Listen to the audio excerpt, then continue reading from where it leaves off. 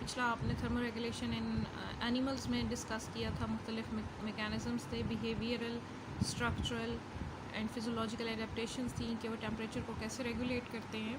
तो अब specifically mammals की बात हो रही है, तो ये पेपर में आपका दोनों तरीके से क्वेश्चन आ सकता है कि मैमल्स के हवाले से बताएं थर्मो रेगुलेशन या ह्यूमन बीइंग की बताएं थर्मो रेगुलेशन के कैसे है। तो दोनों का आंसर सेम ही है। कुछ पॉइंट्स होंगे जो आपने ह्यूमन के केस में नहीं लिखने, बाकी आपने मैमल्स के केस में सारे पॉइंट्स लिखने हैं, ठीक है। तो सबसे पहले जो आपने इसके अंदर जो मैंने ये टॉपिक में हेडिंग्स बनाई हैं, इसको आप बुक से कंसल्ट करके इसमें मज़ीद एडिंग कर सकते हैं, एडिशन कर सकते हो, लेकिन फॉलो आपने यही पॉइंट्स करने हैं, ठीक है। तो सबसे पहले थर्मो रेगुलेशन इन मैमल्स में आपको पता हो कि मैमल्स जो हैं वो होम्योथर्म्स होते हैं।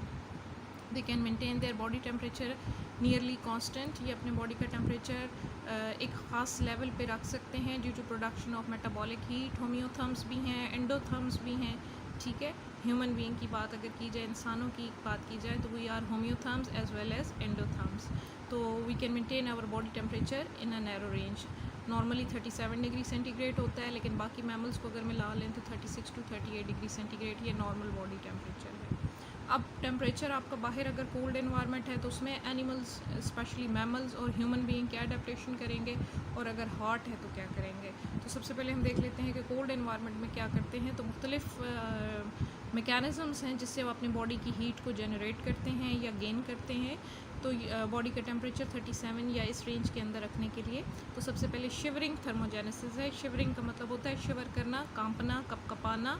रैपिड कॉन्ट्रैक्शन होती है बेटा बहुत तेज़ी से। मसल्स जो हैं, स्केलेटल मसल्स, जब टेम्परेचर बाहर डाउन हो जाता है तो आपके जो स्केलेटल मसल्स हैं जो हड्डियों के साथ होते हैं, मूवमेंट में इन्वॉल्व हैं, तो वो तेज़ी से कॉन्ट्रैक्ट करते हैं। They contain large amount of mitochondria, उनके अंदर माइटोकॉन्ड्रिया होते हैं। तो जब रैपिड कॉन्ट्रैक्शन होती है तो उन माइटोकॉन्ड्रिया में एटीपी जनरेशन होती है, और एटीपी जनरेशन होगी तो that is the production of energy in your body, और उसकी ब्रेकडाउन से हीट प्रोड्यूस होती है।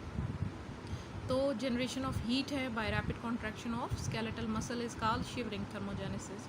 दूसरा बेटा मैकेनिज्म जो ह्यूमन बीइंग्स और मैमल्स अडॉप्ट करते हैं वो है नॉन शिवरिंग थर्मोजेनेसिस, कि इसमें भी जनरेशन ऑफ हीट हो रही है बट शिवरिंग से नहीं हो रही। तो फिर कहाँ से हो रही है? मेटाबॉलिक हीट है। जो कुछ खाया पिया है, जब जिस्म का टेम्परेचर, बॉडी का टेम्परेचर डाउन होना शुरू हो जाता है तो आपकी बॉडी में जो रिज़र्व फूड्स होती हैं उनकी ब्रेकडाउन शुरू हो जाती है। जैसे ग्लाइकोजन था या फैट्स था, तो मेटाबॉलिज्म का प्रोसेस स्पीड अप हो जाता है। या जो कुछ भी दिन में खाया पिया है तो वो फ़ौरन से कंज्यूम होना शुरू हो जाता है।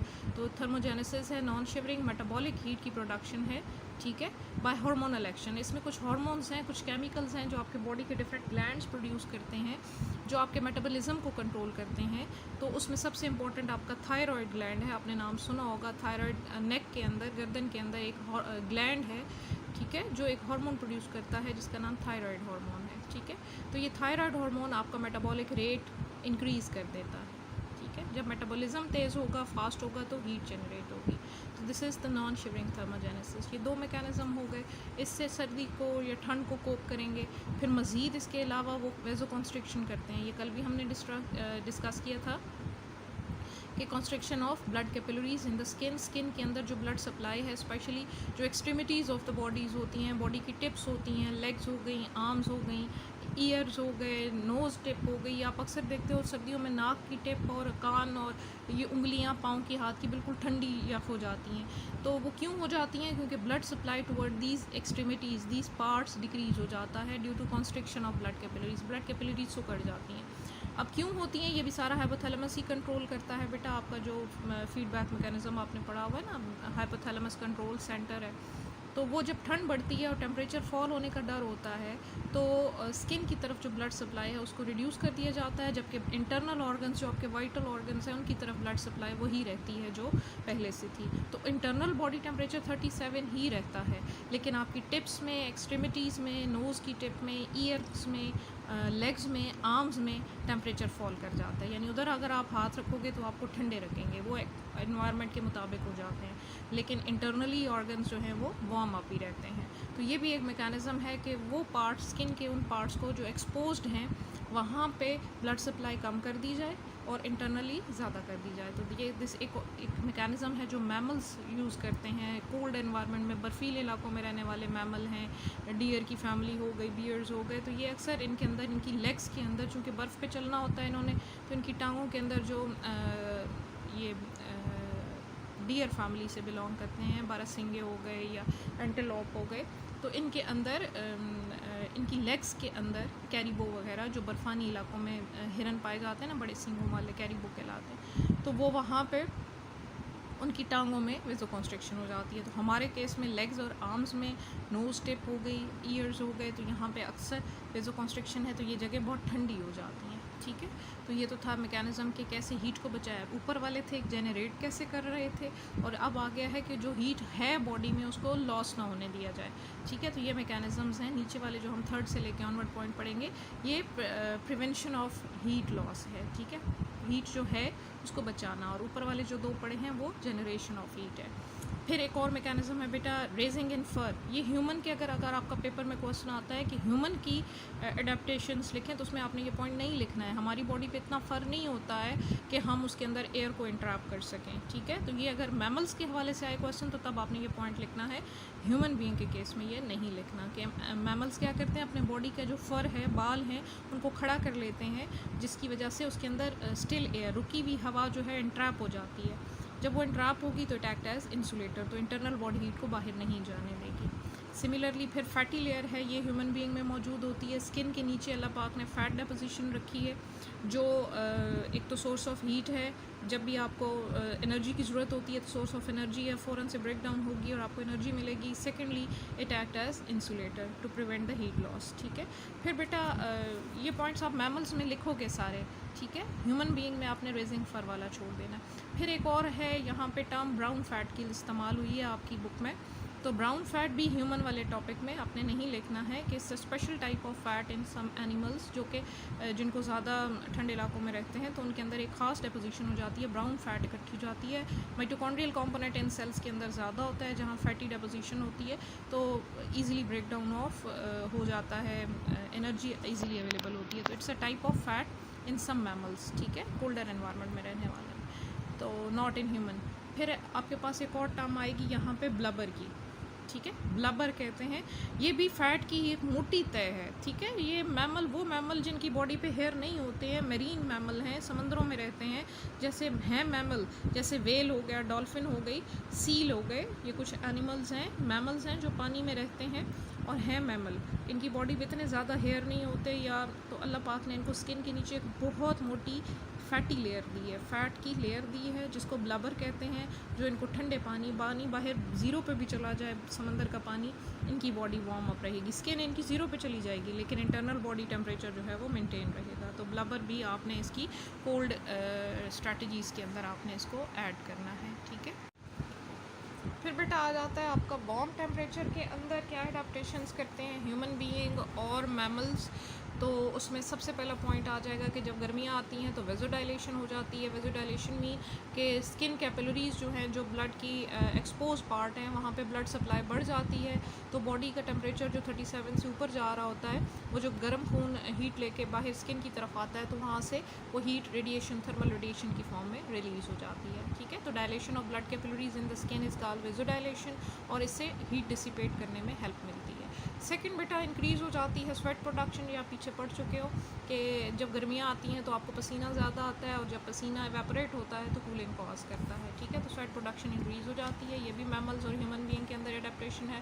फिर बेटा ह्यूमन के अंदर आपने नहीं लिखना, अगर ह्यूमन के अंदर आता है एडेप्टेशंस लिखें वार्म टेम्परेचर या कोल्ड टेम्परेचर की, तो आपने पेंटिंग वाला पॉइंट निकाल देना है, ये नहीं लिखना। ये अदर एनिमल्स मैमल्स के अंदर है कि इसमें वो रेस्पिरेटरी ट्रैक्ट को, अपने थ्रोट को इस्तेमाल करते हैं फॉर एवेपोरेटिव कूलिंग के लिए। ठीक है, सलाइवा को एवेपोरेट करवा के, डॉग्स वगैरह के अंदर। फिर बेटा बैट्स हैं, ये भी आप ह्यूमन बीइंग में मत लिखें कि यूरिनेशन है, कि बैट्स वगैरह जो हैं वो अपनी लेग्स पे यूरिनेट करते हैं, या वो एनिमल्स मैमल्स जो बहुत गर्म सहराओं में रहते हैं वो अक्सर यूरिनेट करते हैं अपनी लेग्स पे, तो वहाँ से, जैसे आपने कैंगरू रैट पढ़ा था, तो वो उससे भी टांगों पे जब वो करेंगे यूरिनेट, तो उससे एवेपोरेशन होगी और कूलिंग कॉज होगी। तो ये दो पॉइंट्स आपने ह्यूमन में नहीं लिखने। ठीक है, फिर फिर सीकिंग शेड है, एक पॉइंट आपने बिहेवियरल अडेप्टेशन में पढ़ा था कि ठंड में रहना, जैसे आप लोग एसी वाले कमरों में या कूलर के आगे बैठे रहते हो, तो ये बिहेवियरल चेंजेस हैं कि मैमल्स अवॉइड करते हैं डायरेक्ट सनलाइट को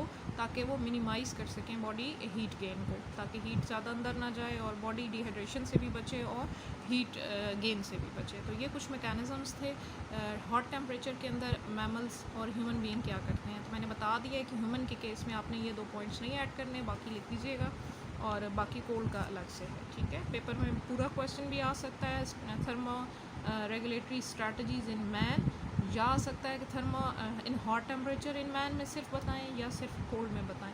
अगर मैन का लफ्ज़ या ह्यूमन का इस्तेमाल हो रहा है तो वही पॉइंट्स लिखें, और अगर मैमल्स का लफ्ज़ इस्तेमाल हो रहा है तो सारे पॉइंट्स ऐड करने हैं, ठीक है। तो ये टॉपिक कंप्लीट हो गया। फिर आपके इसके बाद एक और टॉपिक बुक में दिया हुआ है, दैट इज़ फीडबैक मैकेनिज़्म। ये हम पीछे पढ़ चुके हैं। यहाँ हम थर्मो रेगुलेशन के हवाले से फीडबैक मैकेनिज़्म देखेंगे।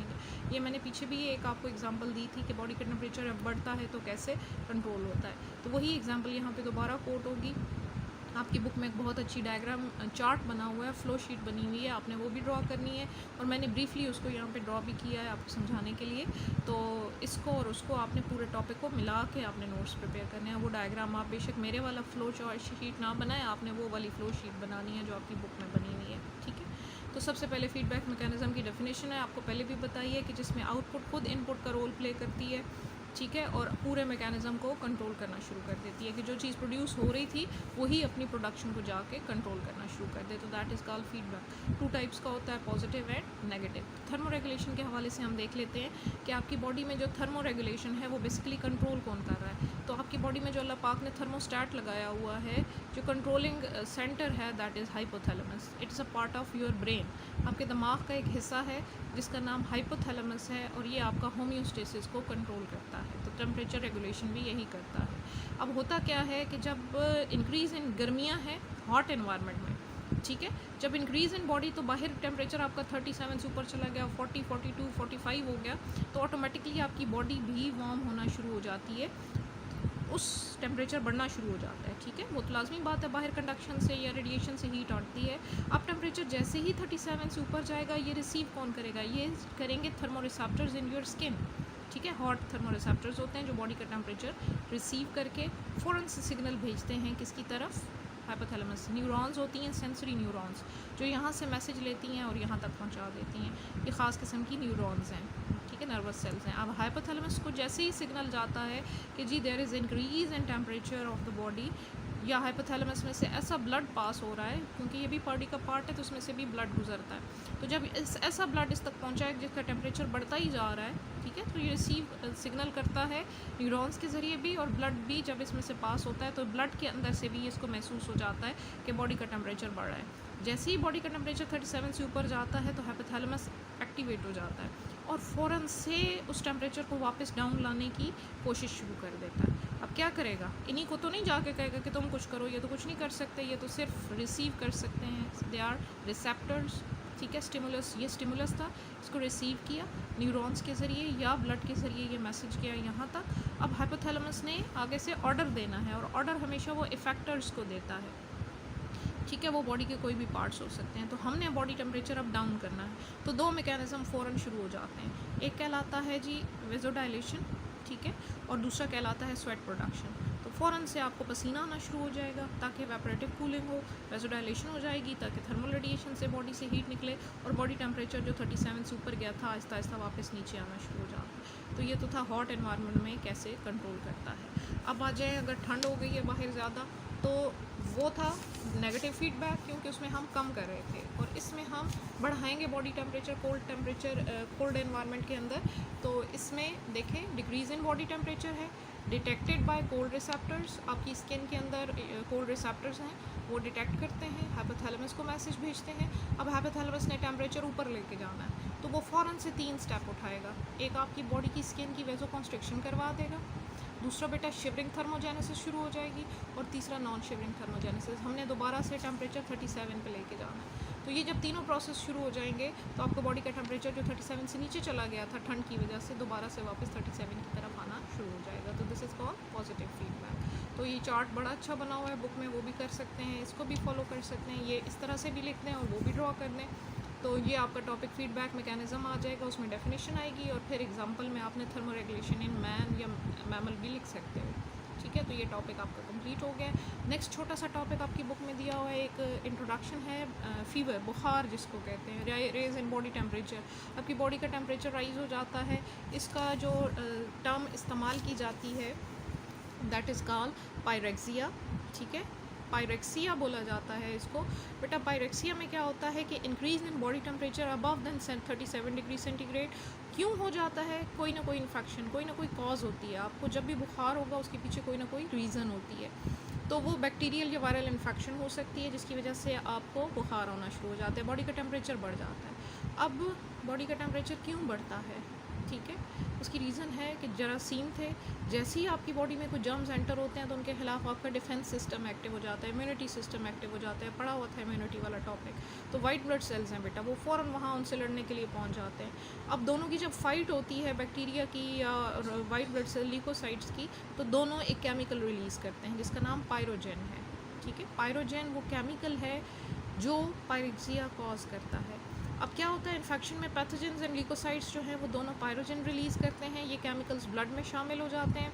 ये ब्लड घूमता घूमता जब हाइपोथैलेमस तक जाता है तो ये पायरोजेंस हाइपोथैलेमस को कंफ्यूज कर देते हैं, यानी उसका सेट पॉइंट जो 37 था जिससे उसने हिलना नहीं था वो उसको थोड़ा सा ऊपर कर देते हैं। ठीक है, डिस्प्लेस कर देते हैं। तो हाइपोथैलेमस को समझ नहीं आती कि बॉडी का टेम्परेचर बढ़ता जा रहा है, जैसे आपका रोटेटर फैन का हो और वो ख़राब हो जाए, जैसे रेगुलेटर जो होता है जिससे आप उसकी स्पीड कंट्रोल कर रहे होते हो, आप चाहते हो तेज़ करना तो वो उसको घुमाते रहें, उस पर असर ना हो, या फिर स्पीड बढ़ती जा रही है तो कोई उसको कंट्रोलिंग मैकेनिज़्म नहीं है, आप कम नहीं कर पा रहे हो। ठीक है, ख़राब हो जाता है समटाइम्स। तो इसी तरह से समझ लें कि आपका हाइपोथैलेमस थोड़ा सा ख़राब हो गया इस केमिकल की वजह से, इसने उसका सेट पॉइंट डिस्टर्ब कर दिया और उसको समझ महसूस ही नहीं हो रहा कि बॉडी का टेम्परेचर 37 से बढ़ता जा रहा है, और वो बढ़ता जाता है। आपको बुखार 37 डिग्री सेंटीग्रेड में कहें, और नॉर्मली जो फ़ारेनहाइट में आपका टेम्परेचर होता है 98.5 होता है। तो यहाँ से ऊपर जाना शुरू हो जाता है, 99 होगा, फिर 100 होगा, फिर 101, 102 टेम्परेचर बढ़ना शुरू हो जाता है। ठीक है, तो ये डेंजरस लेवल तक भी जा सकता है। अब बेटा जब भी आपको बुखार होता है तो ये आपकी बॉडी की भलाई के लिए भी है। कैसे कि ये एक तो आपको पता चलता है कि अंदर कोई ना कोई इन्फेक्शन है, बॉडी गर्म हो जाती है, टेम्परेचर है। दूसरा बेटा आपका फ़ौरन से जब ये बॉडी का टेम्परेचर बढ़ेगा तो ये आपका जितना इम्यून सिस्टम है, समझ लें अलार्म है उसके लिए, वो फ़ौरन से एक्टिव होकर जरासीम को ढूंढना शुरू कर देगा कि बॉडी में किस जगह पे इन्फेक्शन है और वहाँ जाके उसको कंट्रोल करने की कोशिश करेगा। तो इसका बेनिफिट भी है फ़ीवर का। थोड़ा सा तंग तो हम पड़ जाते हैं इससे बुखार से, लेकिन इसका थोड़ा सा फ़ायदा ये है कि आपका इम्यूनिटी सिस्टम जो है वो उसको जगाने में ये रोल प्ले करता है। तो ये अक्सर पेपर में क्वेश्चन आता है, पायरेक्सिया को डिफ़ाइन करें, पायरोजेंस को डिफ़ाइन करें। पायरेक्सिया आएगा तो आपने इसमें ये दोनों पॉइंट्स लिखने होंगे सारा, और सिर्फ पायरोजेंस आएँ तो आप इसमें ये दो लास्ट वाले पॉइंट्स ऐड कर सकते हैं। ठीक है, तो this is all about today's lecture. यहाँ पे आपका चैप्टर